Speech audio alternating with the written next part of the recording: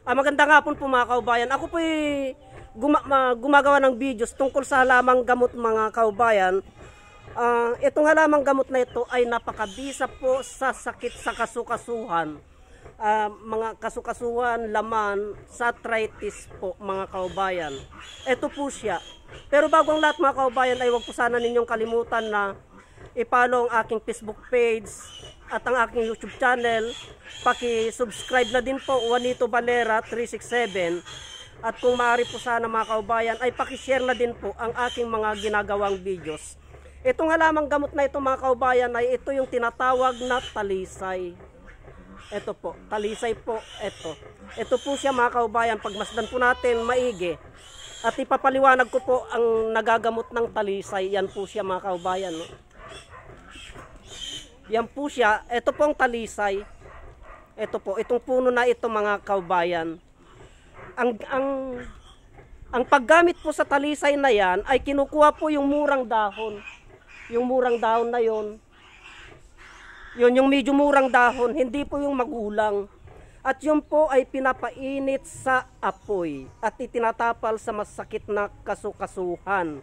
Ganun po mga kaubayan ang paggamit dyan. O kaya po kung kinukuha yung tangkay na malambot malapit sa talbos at yun po mga kaubayan ay ipinapakulo kasama ng dahon at yun po mga kaubayan ay iniinom. Iniinom po, hindi po nakakalason yan mga kaubayan. Wala lang kasing bunga ito kung may bunga yan kakainin ko yung bubot pa po.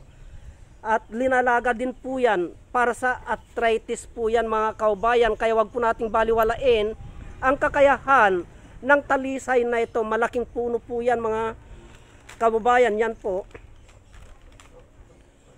Ang kukunin po doon yung medyo malambot. Hindi ko lang po kasi maabot siya dahil mataas po.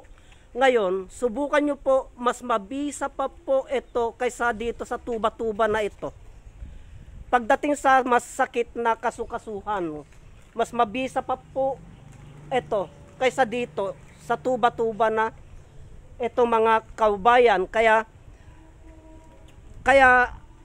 sa mga may karamdaman na arthritis, mas sakit na kasukasuhan, kalamnan, kumuha po kayo ng medyo murang dahon, tangkay, medyo murang dahon, tangkay at saka yung malambot na tangkay, malapit po sa talbos yan mga kaubayan, ayun po, yung malambot, ipakulo po yun. At yun po, kukuha po ng isang tasa at yun po ay iinumin mga kaubayan.